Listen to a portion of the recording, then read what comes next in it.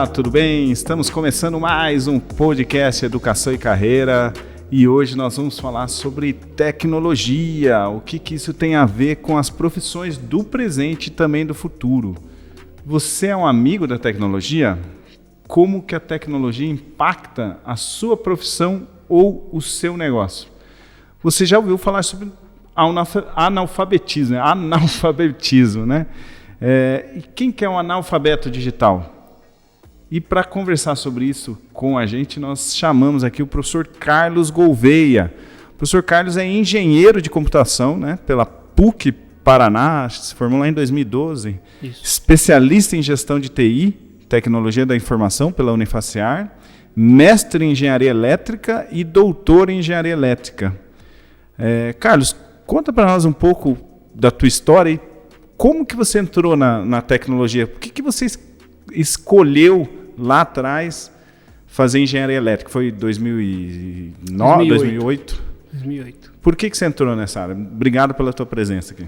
Primeiramente, obrigado, professor Murilo, pelo convite, né? Estar participando dessa conversa, né? Sobre tecnologia. Bom, eu sempre falo assim, né? Que eu vim de uma origem que não tinha muitos exemplos, né, que pudessem dar um norte, né, para uma carreira profissional mesmo. Então, eu venho de uma família bem humilde, onde não tinha essa vivência que pudesse me orientar numa área específica. Teus pais tinham formação? Não, meus pais não têm formação. Então interessante. Eles ficaram assim no primário, né? Sim. Eles são de uma época que tinha que trabalhar muito cedo, né? Com uma certa idade bem pequena eles já tinham que trabalhar, então eles acabaram tendo que abandonar a escola por uma questão cultural também, né? Cidade pequena, onde eu nasci. Você é de onde? Eu sou de Antonina. Antonina, Paraná.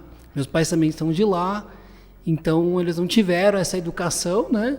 E isso acabou não levando para os filhos, né? Então eu sou filho do meio, de 3, então não teve assim um norte que pudesse me orientar.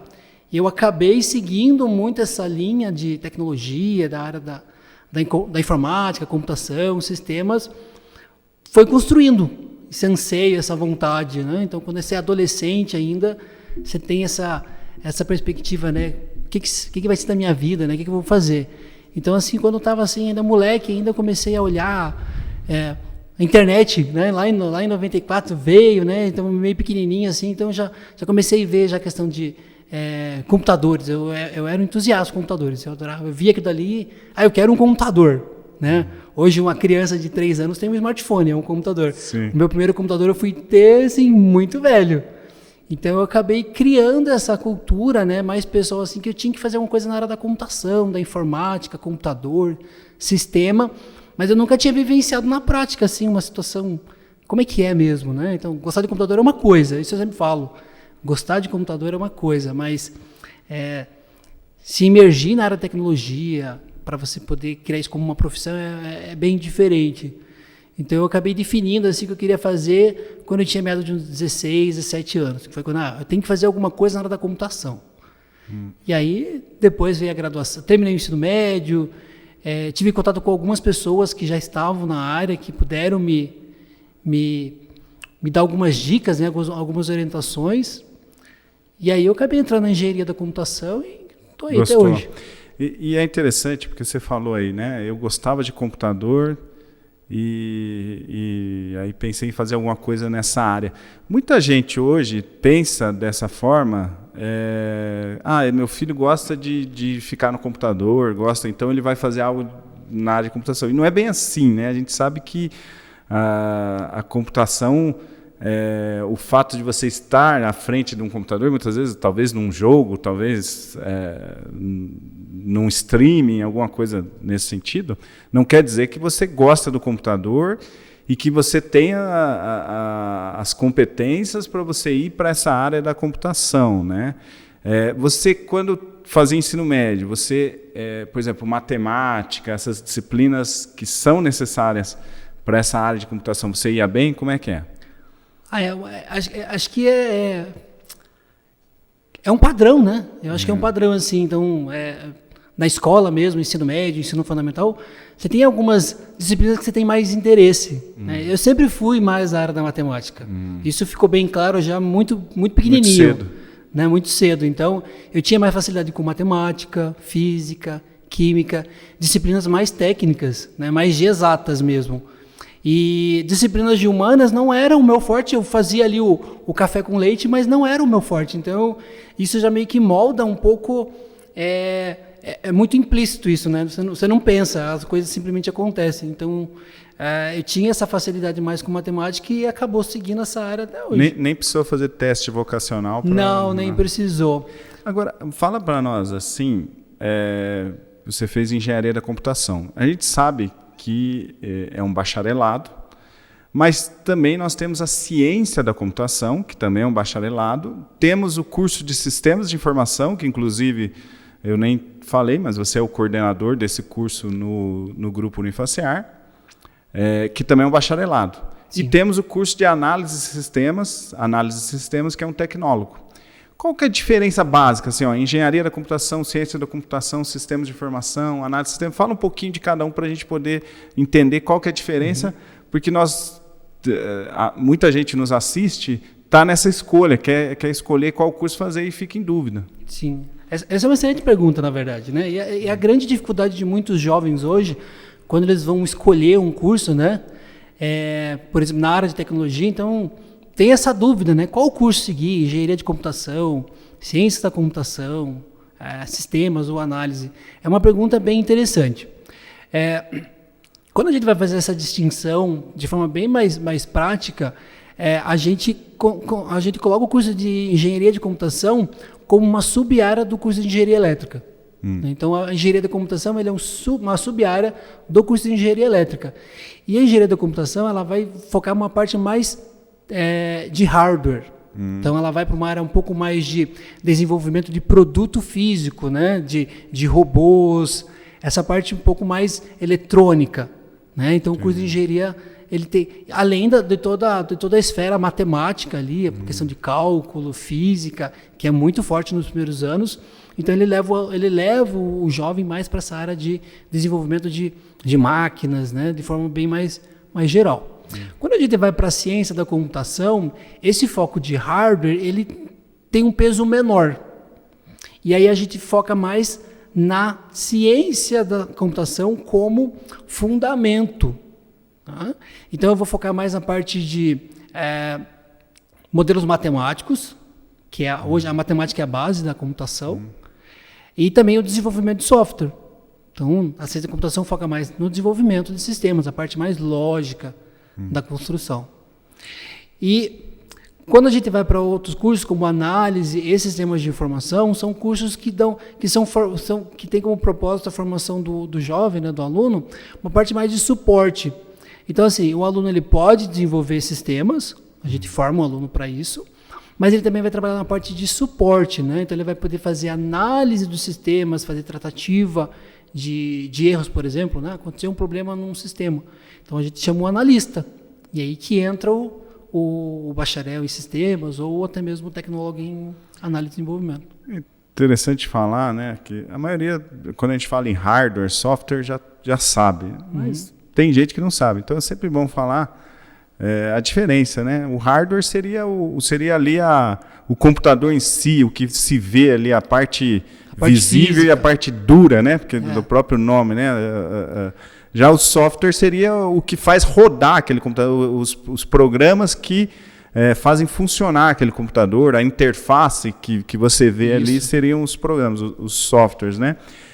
Então, o curso de sistemas de informação e análise de sistemas que nós temos hoje na Unifacear são cursos onde o cara pode até fazer, se ele de repente se especializar depois, ele pode até desenvolver softwares, pode até ir para essa área, mas não é o foco total do curso, né?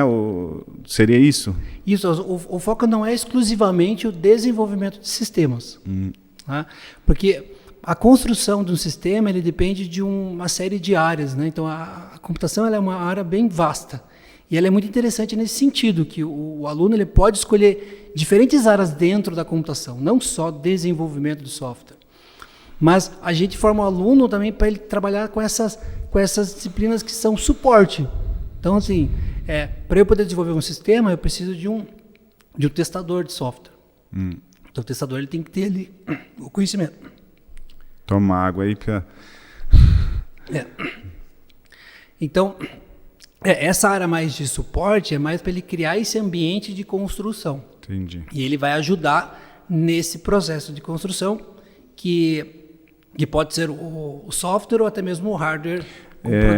Quando a gente fala também desse profissional, porque a gente sabe, vamos dizer assim, vamos pegar uma grande empresa, você tem ali todo aquele maquinário que as pessoas trabalham, mas para que aquele maquinário esteja funcionando corretamente, tenha as ferramentas ali necessárias, você precisa de todo um time de suporte atrás. Você precisa de uma pessoa que entenda de rede, porque todos esses computadores, de alguma forma, estão interligados entre si e interligados na grande rede, que é a internet. Esse cara de sistemas, ele pode trabalhar em toda essa área. Ele pode trabalhar na área de redes, né, entendendo como que funciona, na parte de firewall, né, a parte de proteção de segurança também, né, na parte, enfim, o campo é amplo, não é? Isso, o campo ele é bem amplo. A gente entende que na prática o profissional ele acaba escolhendo, né, uma área de atuação dentro do cenário. Então, ele pode trabalhar numa empresa, numa indústria como analista de sistemas. E aí, dentro desse contexto, ele pode ser um administrador de redes, que vai cuidar de toda essa parte de infraestrutura, sistemas de comunicação, a parte de segurança de dados, firewall, a parte de cabeamento estruturado, a parte física, né? Poder levar os cabos até os equipamentos. Mas como a gente também tem outras áreas de gestão, por exemplo, né? Um cientista de dados. Então, isso depende muito do perfil do profissional, às vezes. Então, por mais que ele seja um analista, né? Bacharel em sistemas ou um tecnólogo em análise, ele tem essa formação na sua essência, né? Ele é preparado com essas diferentes vertentes, mas na prática ele acaba escolhendo uma área específica, que pode ser uma área mais de suporte, que é uma área mais de infraestrutura, que a gente chama, ou uma área mais de gestão, de TI. Então ele vai ficar ali mais um backstage, como se fosse, né? Ele vai dar um suporte. Um CTO aí, um Chief Technology Officer, né? Ou ele pode ser até mesmo um programador. Aí ele vai estar ali, né, constantemente desenvolvendo código, fonte, né, fazendo implementação. Então depende muito do profissional. A gente tem, até mesmo na Unifaciar, alunos que já escolheram as suas áreas, né? Então tem aluno que ele só desenvolve sistema, é o que ele escolheu para ele. Mas também tem alunos que só trabalham com a parte de gestão ou até mesmo infraestrutura. Eu tenho um amigo que se formou na Unifaciar em sistemas e ele é um grande vendedor e ele vende sistemas. Então quem melhor para vender um sistema do que alguém Sim. que tem essa competência comercial e também de sistemas, né? Porque ele consegue então explicar melhor, falar melhor a linguagem daquele produto, né? Então ele se dá muito bem, ele é da área comercial, né? Eu sempre volto naquele assunto, né? Então, assim, a gente tem um profissional hoje que ele pode atuar em várias áreas, né? Por exemplo, pega um curso de engenharia elétrica, não, é um engenheiro eletricista, então ele vai atuar na área de engenharia elétrica. Quando a gente tem um aluno formado em computação em geral, ele pode ir para várias áreas. Ele pode desenvolver suporte, infraestrutura, gestão, negócio, que hoje é algo que está ganhando muito espaço no mercado. Então, a gente vê muitos profissionais hoje que fizeram tecnologia e estão fazendo especialização na parte de inovação e empreendedorismo para buscar esse foco diferenciado, né? Que é unir a parte técnica com essa parte de negócio. Sim. Né, que é muito bom aí até mesmo para fazer uma venda de um produto, né? Veja só, um dado interessante que eu peguei aqui na pesquisa até para conversar contigo é que até 2024 nós teremos abertas 420 mil vagas de tecnologia e nós formamos por ano no Brasil em torno de 400 mil pessoas.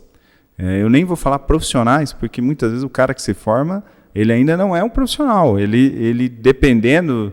Ele ainda está cru para o mercado, né? Mas claro, está muito mais preparado do que qualquer outra pessoa. Mas nós formamos 40 mil por ano. e temos abertas 420 mil vagas.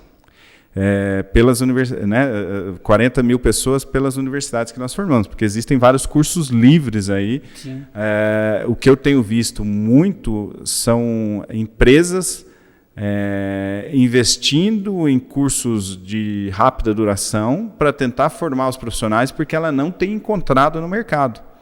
A área de TI hoje, para quem não conhece, ela está super aquecida. E a rotatividade de um profissional de TI é muito grande, né? Então, o que fazer? Como que a gente consegue lidar com todo esse apagão tecnológico no nosso país e, de alguma forma, como que impacta no nosso país esse apagão tecnológico de saber que está faltando gente para a área de tecnologia? Essa é uma das grandes dificuldades que a gente na academia tem, né? Quando a gente, por exemplo, na coordenação de curso, a gente tem que estar constantemente preocupado com essa evolução, que ela acontece constantemente. E na tecnologia isso é muito mais evidente, como já foi evidenciado. Então, a gente tem hoje um cenário, de fato, em que a gente tem poucos profissionais no mercado, né, para a área de tecnologia, e os que têm, muitas das vezes, não têm o conhecimento necessário para aquela vaga, né, que a empresa precisa, né?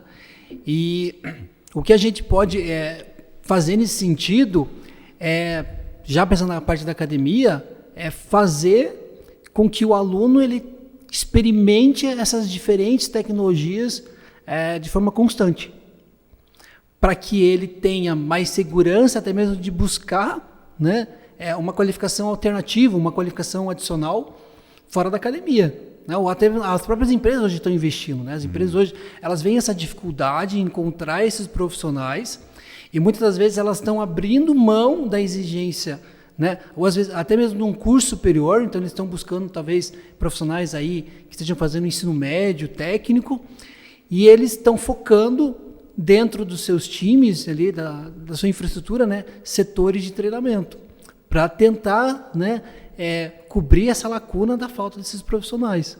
Porque para a empresa é muito mais fácil ela moldar o profissional, né, no seu gosto, do que trazer um profissional gabaritado, que já tem anos de experiência e que ele vai ter mais dificuldade de se adaptar ao cenário que ele está se inserindo. E para o cenário brasileiro, né, a gente vê também até mesmo uma certa migração dos profissionais brasileiros para fora. Né? O que é ruim, porque a gente perde um profissional que podia estar investindo, né, dentro do nosso país com as qualificações que ele possui. Claro. Então, além da gente formar pouco, que a gente está vendo aqui que o gap entre formação e a demanda, né, a oferta de profissionais com a demanda que se necessita é de 10 vezes menos. Né? Pelo menos essa é a ideia aqui. 420 mil vagas, mas a gente só forma 40 mil. Então quer dizer que nós estamos 10 vezes atrasados nesse número. E nesses 40 mil a gente ainda tem esse problema de que esse profissional muitas vezes está trabalhando para empresas de fora do Brasil. Né? Que isso é algo interessante. E um problema, porque esse cara provavelmente está ganhando em dólar, está ganhando em euro, está ganhando numa moeda que é muito mais forte. E ele, pela própria questão da tecnologia hoje, ele pode trabalhar no interior de São Paulo, no interior do Paraná, para uma empresa que é dos Estados Unidos. Sim. Né? E isso acabou, a pandemia, né, quando veio, né, ela acabou criando isso aí também. Então, assim, se a gente tinha antes um profissional que ia embora para países como o Canadá, que hoje buscam muito profissionais de tecnologia em outros países. O Brasil é uma fonte de recursos de profissionais para o Canadá muito grande. Então, a gente tem estudos que mostram que os brasileiros vão para o Canadá para trabalhar na indústria de tecnologia. Então, com a pandemia, o custo das tecnologias hoje, que as TICs, né, tecnologias de informação e comunicação, a gente vê profissionais que não tinham nenhum interesse em ir para fora do país, por questões, às vezes, pessoais. Ele se viu num cenário onde é muito mais cômodo ele trabalhar para uma empresa americana, alemã, canadense, aqui do Brasil, recebendo em dólar, que é muito mais convidativo. E vivendo os seus custos em real, né? Isso, né? Então, Isso mostra um pouco a questão da tecnologia. Toda hora, a todo momento, ela está fazendo esses paradigmas, né, que vão aparecendo e alguns vão sendo quebrados ao mesmo tempo. Então, é algo bem interessante de se analisar e a gente tem que ficar prestando atenção nisso sempre. Nós tínhamos uma coordenadora de curso nossa que foi para o Canadá e o esposo dela foi para trabalhar com TI lá. Agora não me lembro o lugar certo que eles foram. Acho que foram para a parte francesa lá, acho que foi para Montreal. E eles estão muito bem lá. E é o que você falou, muita gente indo para o Canadá, que é da área de TI. Mas aí eu falo para você, né? Hoje, então, um jovem ali, dos seus 17, 18 anos, que estiver preocupado com parte financeira, até emprego, né? Muitas vezes esse jovem, o que eu vou trabalhar? Faça um curso de tecnologia, né? Porque ele vai ter empregabilidade garantida ainda por muitos anos, né? Eu lá no TikTok, onde eu faço alguns vídeos de vez em quando, eu gravei um vídeo um tempo atrás falando assim, 2 cursos que eu não faria. Não é que eu não faria, eu não aconselharia os meus filhos a fazer ou qualquer pessoa a fazer. Direito e administração, que são os cursos que eu fiz. E eu expliquei por quê, né, que eu não faria. Mas até por causa disso, porque hoje a questão da empregabilidade ligada a esses 2 cursos é bem menor do que, por exemplo, um curso de tecnologia. Não é mesmo? Um jovem hoje que vamos dizer assim, está preocupado com essa questão de empregabilidade, vai para a área de TI, que ele vai ter empregabilidade certa, não é mesmo? Sim, com certeza. E dentro da computação, né, principalmente os alunos de primeiro período, primeiro ano, né, quando eles têm o primeiro contato com a tecnologia, com disciplinas chaves disciplinas, por exemplo, algoritmos, que é o básico do curso, né? Então o aluno vai ter contato com algoritmos, que geralmente é o divisor de mares num curso de computação. Então tem alunos que têm muita dificuldade com o desenvolvimento. E aí o aluno às vezes ele se sente assim no sentido, vou desistir. Vou desistir porque algoritmos é muito difícil, trabalhar com lógica é muito difícil, mas daí a gente... Cara, mas assim, o curso de computação ele é um curso com uma diversidade muito grande. Você não necessariamente precisa trabalhar com desenvolvimento. Você pode trabalhar com outras áreas, né? Você pode ser um testador de sistemas, você pode trabalhar com a parte de infraestrutura. Então, às vezes, assim, tem esse paradigma de que o profissional da computação ele é só um desenvolvedor. Sim. Né? Então, ele é só o garoto de programa, que só desenvolve sistemas. Na verdade, não é só isso, né? Então, a gente tem essas áreas que são paralelas, que servem muito bem para vários cenários, né? Então, até mesmo para quem tem uma afinidade mais com direito, com administração, que dá perfeitamente para... Essa até era uma pergunta que eu iria fazer para ti agora. Talvez o jovem que está lá na escolha da faculdade que vai fazer, ele tem essa questão. Mas eu não gosto tanto de matemática, assim, eu não sou o nota 10 em matemática. Como é que eu vou fazer um curso que tem uma base matemática muito forte? Aí você está falando que talvez... essa pessoa vai ter uma dificuldade ali em algumas áreas, algumas disciplinas, mas não se desesperar, porque existem outras áreas, é isso? Isso, né? Então, ele pode optar, dentro da profissão, ele pode seguir por outras áreas, né? E não necessariamente ser um desenvolvedor. Essa é a grande dificuldade, né? Hoje, as disciplinas que são de desenvolvimento, elas são disciplinas mais complexas, né? Mais difíceis. E aí varia muito de aluno para aluno. Às vezes ele tem uma questão, ele tem uma facilidade mais com comunicação, né? Então, eu gosto de me comunicar, mas eu não gosto de desenvolver sistemas, né? Eu acho difícil, complexo. Mas dentro da computação, você pode trabalhar com a parte de atendimento ao cliente, que tem uma demanda de um software, e você precisa conversar com ele para entender exatamente o que ele precisa. A gente chama isso de engenharia de requisitos. O engenheiro de requisitos, dentro do conceito da computação, é o profissional que recebe o cliente com uma demanda e ele vai entender exatamente o que esse cliente precisa, né, de um sistema para resolver uma demanda, um problema que ele tem. Então você não vai codificar nada, você não vai desenvolver nada, mas você vai saber conversar, né, entender a demanda, a parte também de negociação que você tem que saber negociar algumas coisas junto com o cliente, porque a gente tem aquela ideia do cliente tem sempre a razão, mas tem que saber negociar, né? Senão vira uma bagunça. E é interessante isso que você falou, porque assim eu não sou uma pessoa, eu gosto da tecnologia, uso ela, mas eu não sou hard-tech, não sou nem low-tech nisso daí, né? E eu percebo que há uma grande dificuldade, muitas vezes, em você falar com alguém que é da área de tecnologia. E muitas vezes você precisa até de um tradutor para trabalhar, porque essa pessoa ela vai vir com todo um conhecimento, inclusive muitos termos em inglês, onde você, não estou entendendo nada que você está falando. E aí você está falando que existe um profissional que faz esse trabalho até de ponte entre o desenvolvedor e o usuário final, né, que é esse engenheiro de requisitos. Né? Interessante isso. A gente queria até falar para os nossos ouvintes que o nosso programa vai ao ar sempre às quartas-feiras no canal do YouTube da Unifacear. Então a gente já avisa o pessoal para se inscrever no canal do YouTube da Unifacear, ativar o sininho para então saber. Existem vários programas já gravados anteriormente sobre profissões, sobre áreas diversas. E também ele vai às quartas-feiras no canal do Spotify da Unifacear. Também dá lá para se inscrever, ativar o sininho. Inclusive, tanto no YouTube quanto no Spotify, você consegue compartilhar esse programa com alguém que você acha que gostaria, que está passando por esse momento de escolha, de profissão.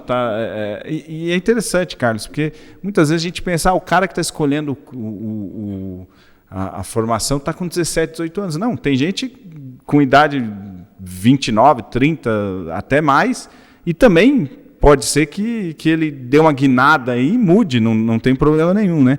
Então, todas as quartas-feiras no YouTube da Unifacear, às 19 horas, a gente faz lá uma estreia. Então, você pode estar lá, a gente geralmente está lá junto, respondendo perguntas.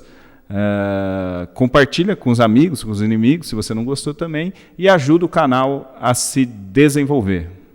E Carlos, um dado da Microsoft que eu vi esses dias é que em 5 anos haverá em torno de 500 milhões de novos aplicativos. Na verdade, eu estava vendo que isso é muito, muito aplicativo. Talvez nesses anos todos a gente não fez tanto aplicativos assim, e nesses próximos 5 anos haverá 500 milhões de aplicativos. Explica para nós o que é um aplicativo e se esse profissional de sistemas, de análise de sistemas, pode também fazer esse aplicativo. Como é que se ele pode trabalhar junto nessa questão do aplicativo? Sim, o conceito de aplicativo, né, ele é qualquer solução tecnológica que tem como objetivo resolver um problema, otimizar um processo através de uma interface gráfica que conecta o usuário final com o sistema que vai resolver aquele problema. Então, a gente tem hoje vários tipos de aplicativos. Então, a gente sempre associa um aplicativo com um aplicativo mobile. Então, tem o aplicativo do celular. A gente acaba associando essa questão do aplicativo mobile com um aplicativo no conceito mais generalista. Mas não é só isso. Mas não é só isso, né? Também tem aplicativos que são webs, por exemplo, né? Então, são sistemas no computador, sistemas web. Isso. O web, sim, mas é desktop. Isso, aí tem não só os aplicativos de desktop, né? Que são aqueles que são embarcados dentro de um sistema computacional.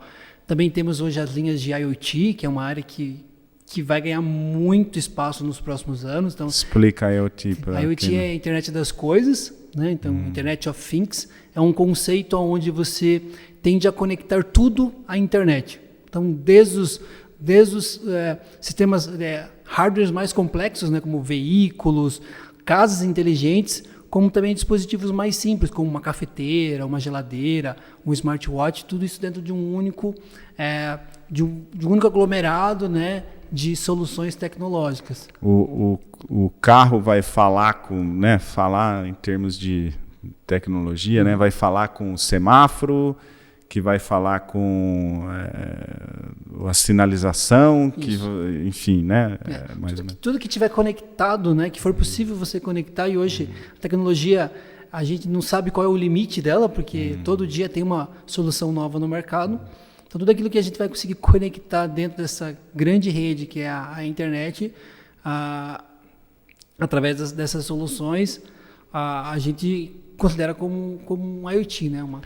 O meu filho mais novo, Nicolas, ele está me perturbando para a gente fazer uma configuração lá em casa da questão da casa inteligente, né? Do smart house lá.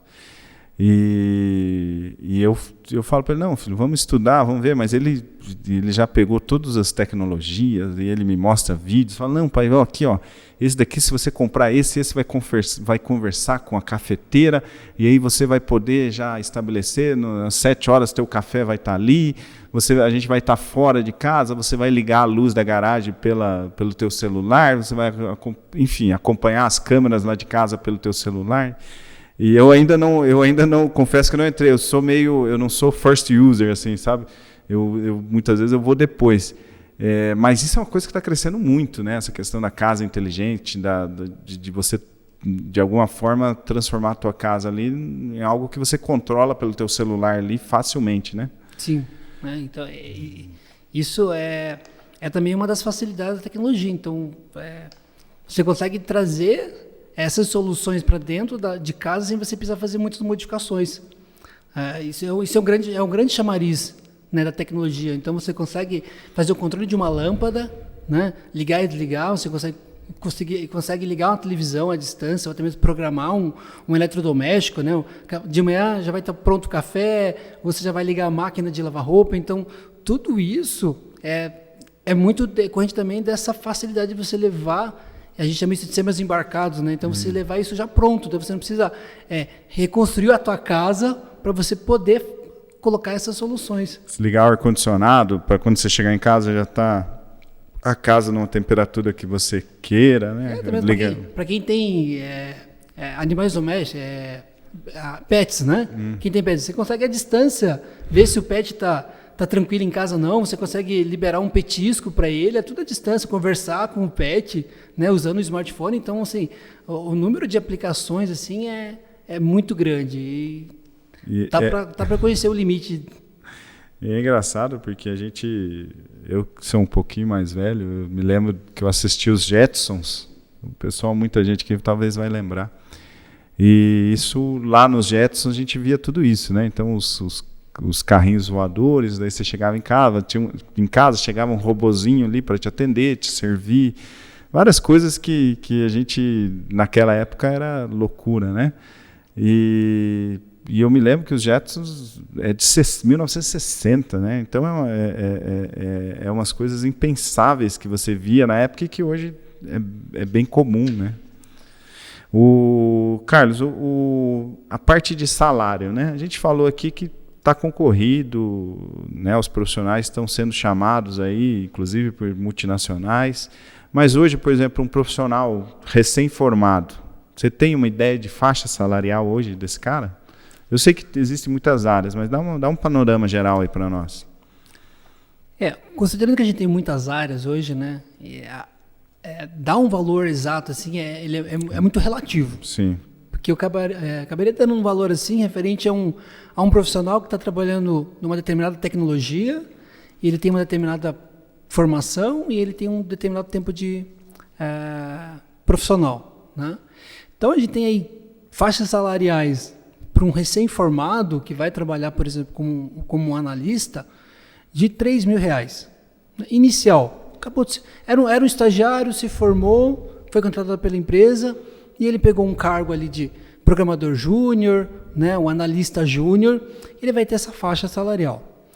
Só que é muito dinâmico isso, né? Porque hoje os profissionais eles se destacam muito facilmente nessa área. Então você tem lá um profissional que conhece uma tecnologia muito bem, e aquele profissional ele dificilmente ele é encontrado no mercado, né, de forma ociosa, né? Você não tem aquele profissional desempregado. Então E aí a gente tem áreas que vão, por exemplo, pagar R$5.000, R$8.000, né? Se a gente for para a gestão, né? A gente tem lá um gerente de TI, ele vai ganhar 10, 12, 15 mil. E aí tem outras áreas também, tem uma piada da computação, né? Não sei se você já ouviu, que é o famoso Team Hacks.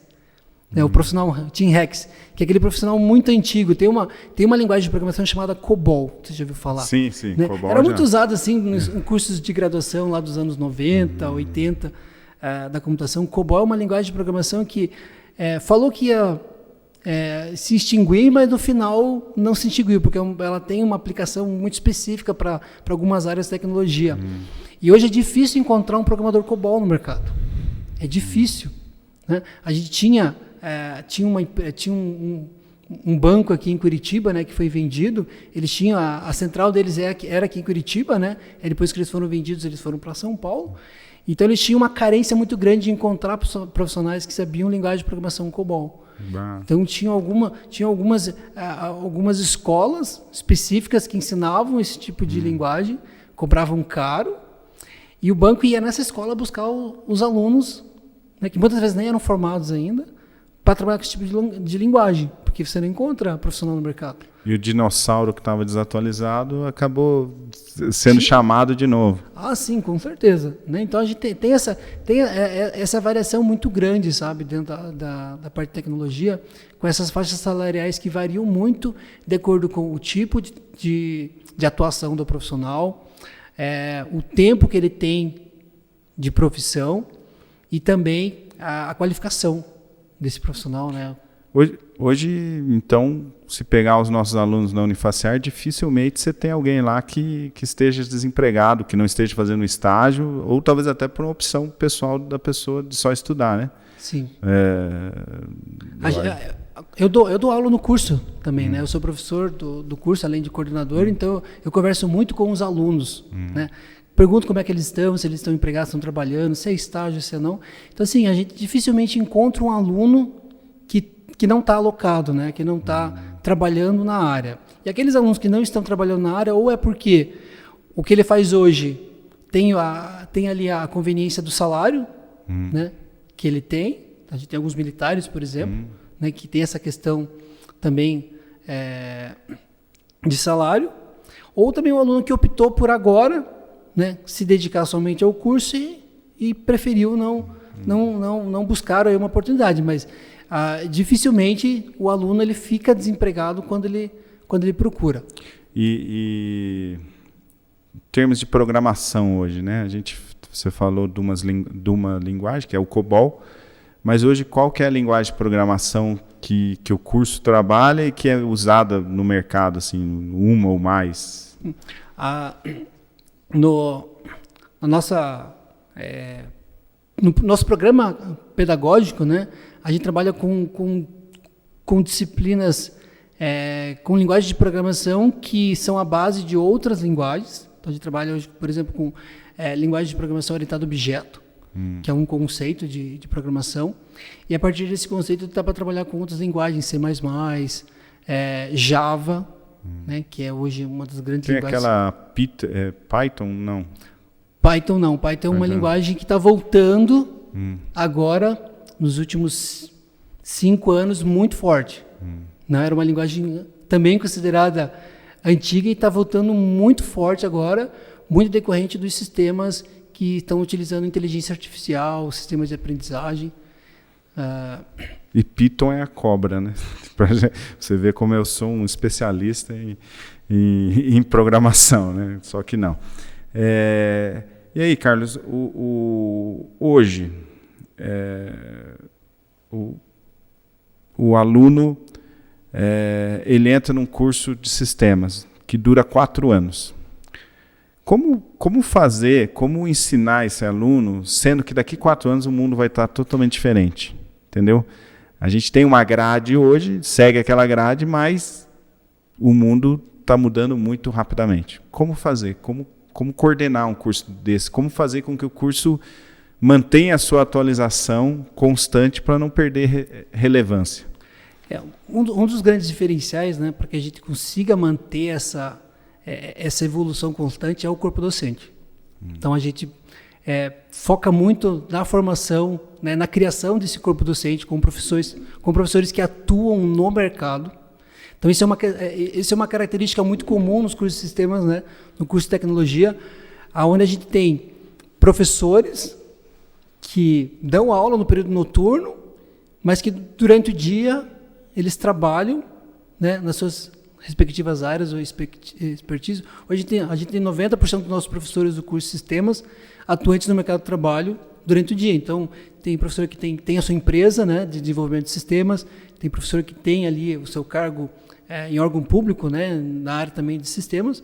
Então, a gente busca sempre essa atualização, né, com o corpo docente, e durante a formação do aluno, é sempre apresentado a ele essas novas soluções que vão acontecendo e sempre dizendo assim, isso aqui é a base, né? É a base para você ter o conhecimento que vai permitir você buscar tecnologias novas, né? Porque, por exemplo, há 5 anos atrás, quem imaginava que o Python iria voltar, né, com tanta força? E hoje a gente tem que buscar mostrar para o aluno que esse tipo de tecnologia é o que tem ganhado grande espaço no mercado hoje. Então a gente tem que focar nisso também, né? Mostrar para o aluno, não somente dar ali o conteúdo formativo e aí o aluno fica satisfeito, né? Vai para casa, mas então a gente tem que mostrar para o aluno que aquilo dali ele vai permitir que ele possa buscar um conhecimento adicional, né? Ou até mesmo buscar aí novas oportunidades, né? De carreira dentro daquela área. E importante também falar, né, Carlos, que um aluno de faculdade ele aprende muitas vezes métodos e princípios que ele facilita para ele buscar a informação e o conhecimento, mesmo que esse conhecimento tenha mudado. Sim. Né? Então, por sermos profissionais com capacidade interpretativa, e aí nós temos, se você pega, por exemplo, um curso, uma disciplina dentro de sistema de informação, é na área de comunicação, né? Então, para que o profissional saiba buscar e aonde buscar, como buscar essa informação. Opa, surgiu essa linguagem nova, surgiu esse projeto novo, e isso vai surgir toda hora. Né? Mesmo o profissional que se formou, vai surgir. Pô, surgiu esse projeto, tem que resolver. Eu tenho que buscar ferramentas, aprender, de repente, essas ferramentas, e como eu tive a base lá atrás, para mim fica mais fácil. Né? Para mim, que eu falo para o profissional que é da área de tecnologia. A ideia é mais ou menos essa, né? Formar um cara que tem a base. Só que ele vai ter que buscar atualização constante e buscar novas tecnologias e como aprender para poder toda hora estar atualizado. Né? Sim. Essa é a ideia. Né? Esses dias eu tive um problema com o meu aparelho de TV e eu tinha que sincronizar o controle remoto com o aparelho. Eu vou lá para o YouTube e coloco o problema lá e eu consigo encontrar pessoas que tiveram o mesmo problema ensinando ali como fazer. Então isso é maravilhoso hoje, um Google, um YouTube.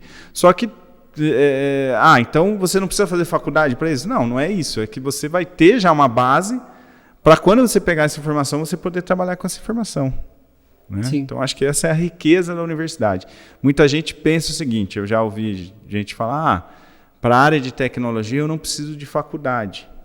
Opa, não é bem assim, porque um curso rápido de 6 meses nunca vai te preparar como uma faculdade. A faculdade tem elementos que você não tem num curso rápido. Né?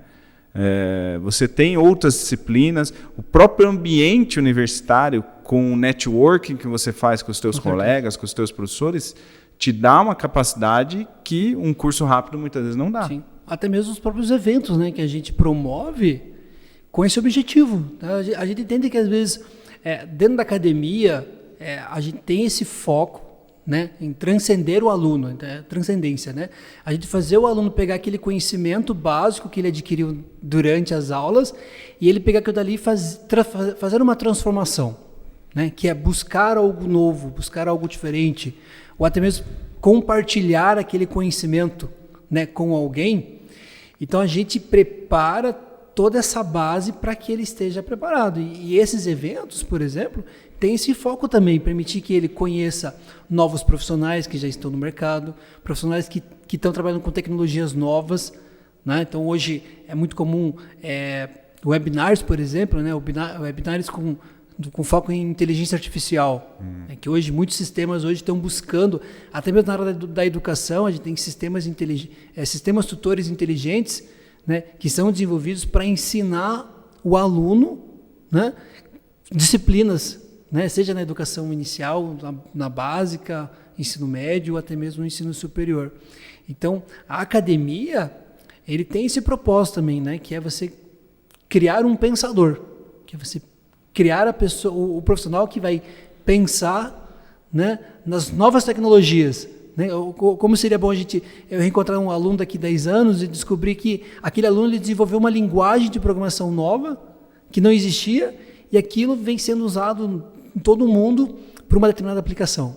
Que ele resolveu um problema que, né, talvez antigamente não tinha como resolver, e a tecnologia possibilitou isso, né? Esses tempos eu vi um rapaz que criou uma tecnologia para ser implantada nos hospitais para melhorar a capacidade da informação dos leitos, principalmente leitos ali de UTI, para que o médico, quando vai analisar ali os diversos dados que são gerados ali, né, dados, né, porque toda hora ali estão fazendo análises, estão fazendo exames para verificar as questões de saúde do cara, então aquilo ali combinado pode acender uma luz vermelha e falar assim, ó, pega aquele paciente, dá uma analisada melhor, porque pode ser que ele não esteja tão bem, porque os dados aqui combinados mostram que ele pode estar acontecendo alguma coisa.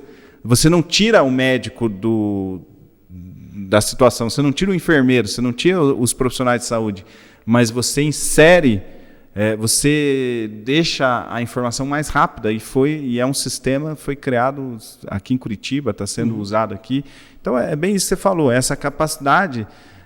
E por que essa pessoa usou? Porque ela teve um problema com a filha dele, que não deu tempo de fazer essa análise, entende? Então, é bem isso mesmo que você falou, essa questão de você ter profissionais que saibam enxergar um problema e tentar resolver ele com as ferramentas tecnológicas. E isso tende a ser também um certo, não um problema, mas um paradigma que algumas áreas, né, até mesmo a área médica, por exemplo, né, hoje em dia está mais tranquilo essa questão da aceitabilidade da tecnologia, mas tem algumas áreas que ainda tem muito receio, né, de fazer essa conversão para a tecnologia. Então, por exemplo, quem imaginava que há 20 anos atrás você teria um robô, né, que faz ali uma análise médica e te aciona ali um LED, né?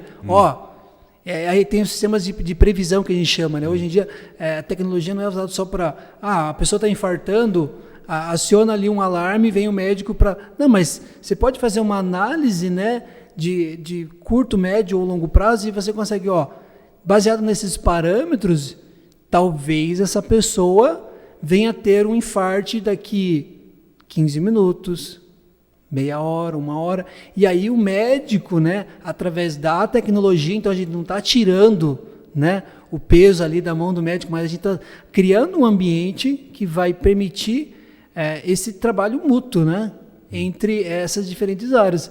Então o profissional de tecnologia, ele não é um profissional que quer roubar as profissões. A gente não quer isso, a gente quer propor soluções que vão ajudar as pessoas, as empresas, as indústrias, as diferentes áreas a otimizarem as suas atividades e processos. A gente vê muita gente que tem essa filosofia de ser contra a tecnologia porque acha que isso vai diminuir as vagas de trabalho, né?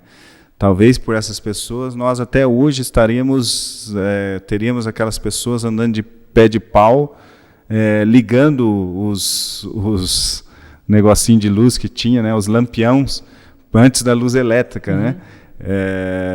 A gente vê isso hoje, por exemplo, você vai no mercado hoje, já tem os caixas onde você faz o check-out, o self-service, né? E tem muita gente, mas isso é um perigo, porque não vai ter mais caixa de supermercado. Então, Ok, e é isso que está acontecendo. A gente está vendo que toda profissão, toda função que é repetitiva está sendo substituída por uma máquina.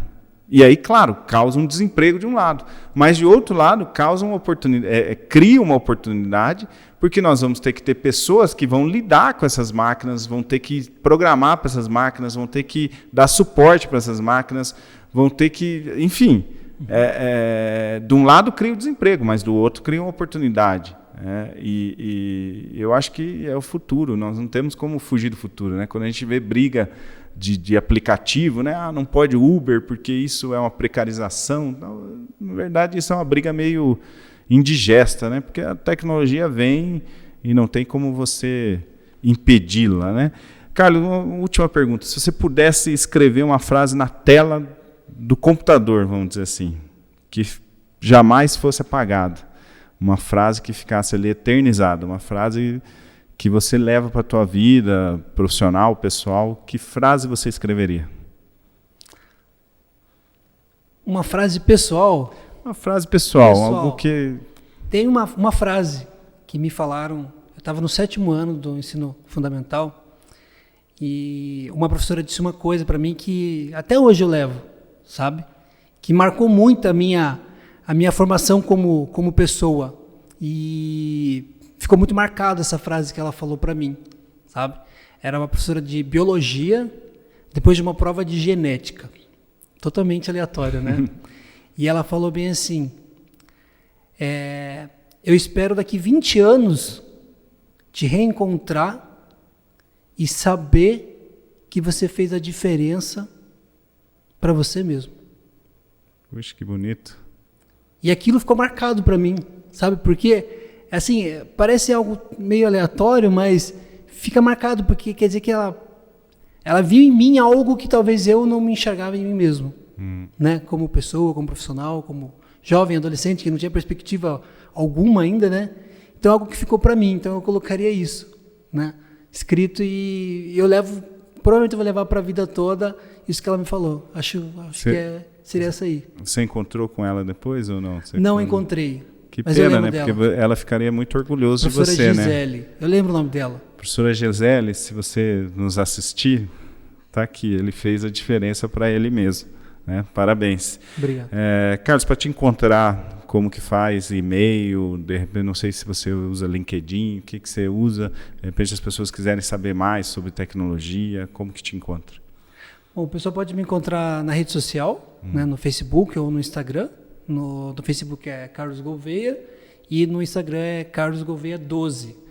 Ou também no e-mail institucional da Unifaciar, né, que eu atendo como coordenador, carlos.gouveia, né, sem o i, é com u, gouveia, @unifaciar.edu.br. Beleza. Também, se quiserem me encontrar na rede social, Instagram, Murilo Mandrade, ou Murilo Andrade no TikTok. Também no e-mail institucional, murilo.andrade@unifaciar.edu.br. Se você quiser saber mais sobre o curso de Sistemas de Informação, o curso de Análise de Sistemas, onde nós ofertamos, fica à vontade, manda e-mail para nós, ou entra no site unifaciar.edu.br e nós vamos dar todas as informações lá. O professor Carlos também está à disposição para tirar as tuas dúvidas, conversar contigo. Carlos, muito obrigado pela tua disponibilidade de vir até aqui e até uma próxima vez. Eu que agradeço, professor Murilo, pela oportunidade de poder estar conversando um tema bastante interessante para a gente, né? No geral. Muito obrigado a todos vocês que estão aqui conosco até agora. Até uma próxima vez. Valeu, abraço.